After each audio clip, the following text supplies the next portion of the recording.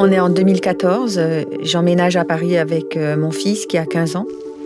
Je suis chercheur en biologie et en fait, je viens juste de changer de poste suite à une mutation. Ça fait tout juste un mois qu'on a emménagé quand j'apprends la nouvelle, un cancer du sein agressif. Je me souviens très bien, c'est le 13 novembre 2014. Et en tant que chercheur, je sais que j'ai une bombe à l'intérieur de moi.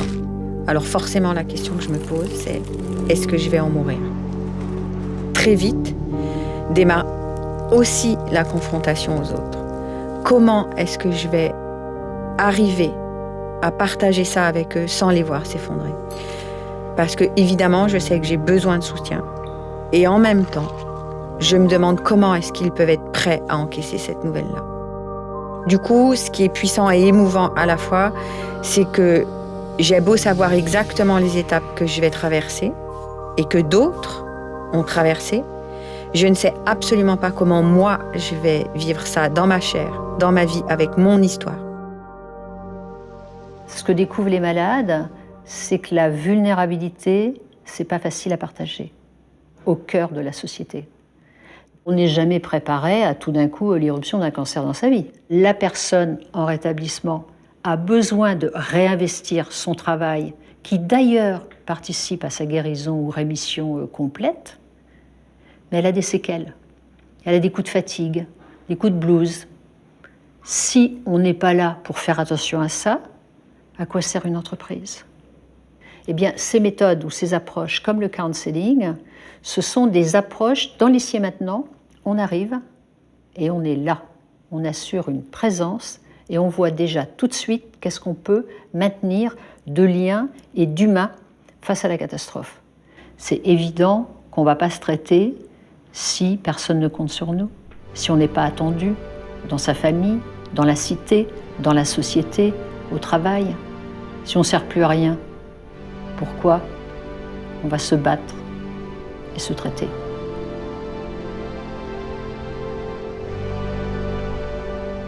Alors en fait, après 9 mois de traitement et d'arrêt maladie, je me dis qu'il faut que je reprenne le cours de ma vie.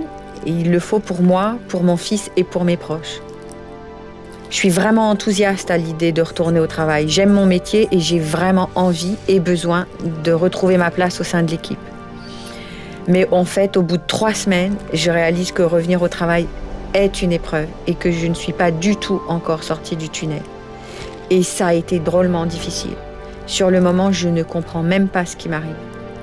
Je ne suis pas la seule à vivre cela et je pense très clairement aujourd'hui à ma collègue Fabienne qui nous a quittés au tout début de Cancer et Travail Agir Ensemble et à toutes ces personnes qui sont touchées par la maladie.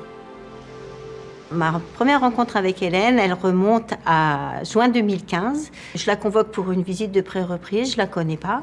Je sais juste que Madame Bonnet est en arrêt maladie depuis plusieurs mois.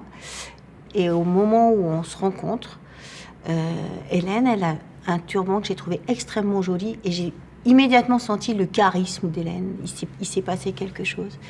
Et vraiment, à ce moment-là, j'imaginais pas que cette première visite, ce premier contact déboucherait sur Cancer et Travail partout en France. On a 6 compétences au sein de nos antennes. On a 3 compétences expérientielles. Le patient, le salarié patient, avec son expérience de maladie. Le proche aidant, avec son expérience de famille, de quotidien, à concilier avec le travail. L'expérience du manager, qui a à gérer ça avec les impératifs du travail et de l'entreprise. Et puis 3 compétences techniques qui sont l'assistante sociale, la RH et le médecin du travail. Cancer et Travail a agi sur cette évolution de cette parole possible, bienveillante et sincère.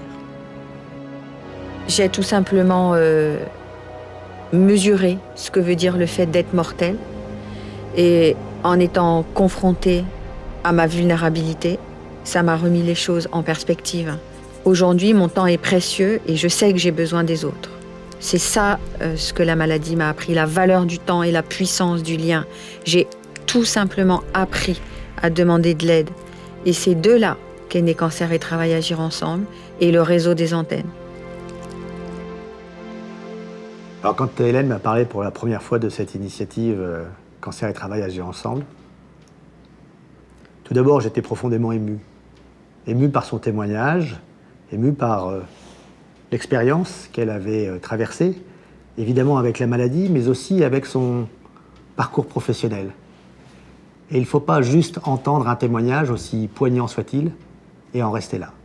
Et donc j'ai été extrêmement enthousiaste dès les premières secondes pour porter ce projet au sein de l'entreprise. Et tout ça, ça se fait dans un cadre qui a été établi par l'Institut national du cancer et qui permet justement de transformer ce lieu de vie en un lieu de solution pour les difficultés de la vie que l'on peut rencontrer à travers la maladie. Ce n'est pas une grande initiative corporate qui est venue s'imposer d'elle-même auprès des collaborateurs. C'est vraiment quelque chose qui est parti de l'individu au service de l'autre. La vie n'a de sens que celui que vous lui donnez.